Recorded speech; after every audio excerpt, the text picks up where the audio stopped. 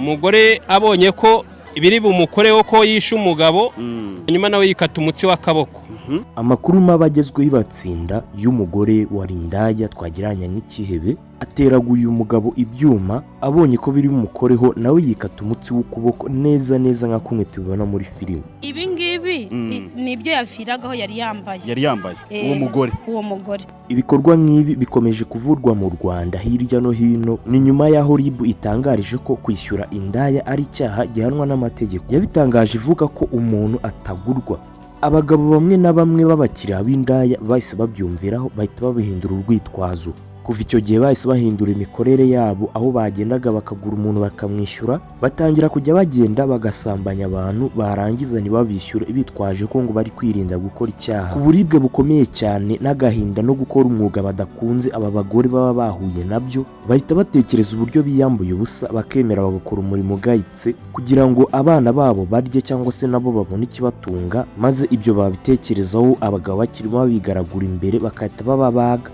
Mwabwire mutete tuvugana umugabo kwando mwakamagarikishiriza amafaranga mwamba baremukamba nkajya guhahira abana arabyaye. Iyi nkuru mbi yabereye Batsinda aha ni mu murenge wa Gisozi mu karere ka Gasabo mu mujyi wa Kigali, ubwo uyu mugabo yazaga agafata iyi ndangamirwa cyangwa se iyi ndaya akayibera umukiriya, yarangiza amara kuyikorera ibya furambi agashaka kuyiriganya amafaranga bari bumvikanye. Akiri muri ibyo asogotwa icyuma cyo mu mutwe ndetse n'ikindi cyo mu bitugu, arambaraye hasi. Iyi ndaya ikimara kubona imaze gusogota umuntu icyuma, umuntu arambaraye hasi abaye nk'umurambo, iyi ndaya yasigira ubwo aravuga ati kambayeho. Mu rwego rwo gushaka uko iyi ndaya ngo yiyoberanya ngo bigaragare ko yari umurwano udasanzwe wabaye, iyi ndaya ikitabara, ngo iyi ndaya nayo yahise yikata umutsi w'ukuboko. Ikimara kwikata umutsi w'ukuboko, amaraso yadudubizaga nk'amazi ya robine. Abaturage bahuriye baza gutabara bakomezaga babibara mu buryo buteye utya. Umugore niwe wikasi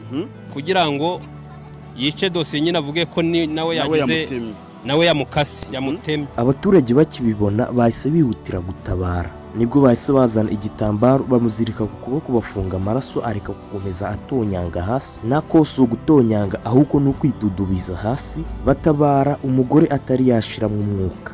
Inzego z'umutekano zahageze hakiri kare ziratabara, bivugwa ko zabajyanye bombi akiri bazima nta n'umwe wari wakitaba Imana, ndetse bombi batwawe muri ambulance. Bivugwa ko baraza kuvurwa, bamara kuvurwa bombi bakajyanwa no gufungwa nk'uko amategeko abigena ku bantu baba bakoze ibyaha. Indaya yindi yari iri kumwe n'iyi ndaya basangira kamanyinya yagaragaje ihohoterwa cyangwa se akarengane bakomeje guhura nako, ndetse igaragaza n'ibitambo baba batambye kugira ngo babashe kuba babona aya mafaranga. Ihita inavuga ati ubundi umugabo utugana atitwaje amafaranga avunje ntakwiye kubabarirwa. Arananyaza sha bakamaramo amazi mu mubiri, ubundi bakama bitanu, ubundi bamara kubema barenga irembo wewe ng'amafaranga yawe kuri telefone ngo arahagaritse ngo azasubira kuri nyirayo.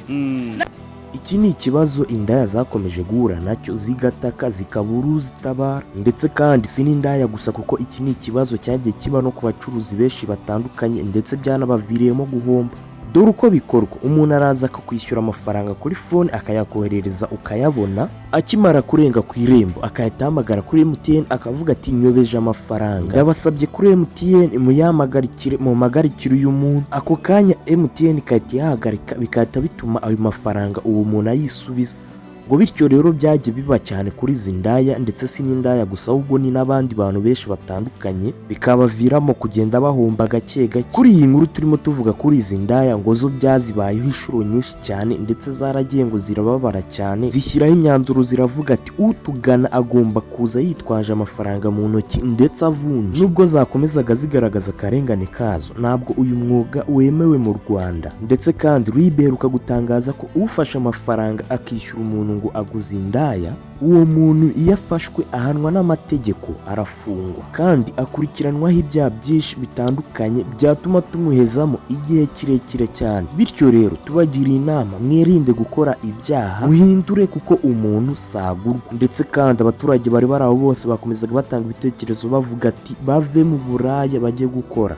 utuzi turiho kandi twinshi dutandukanye, bashobora kugenda bagakora amasuku mu mahanda bakishyurwa, bashobora kugana amashansiyo bakaba abayede bakabona amafaranga bakabaho, aho kugira ngo bajye bakomeza bigaragure mu mwuga ugayitse nk'uyu utanemewe n'amategeko. Ese urumva uyu mwanzuro RIB yashyize mu bikorwa wo guhana umuntu waguze indaya ari umwanzuro ukwiye koko? Izi ndaya se zo zihindura imyuga ko abagabo bakomeje kuzambura bitwaje ngo bari kwirinda gukora icyaha? Ndabashimiye cyane ababanye natwe muri iyi video. Njye nitwa Olivier, Imana ibarinde.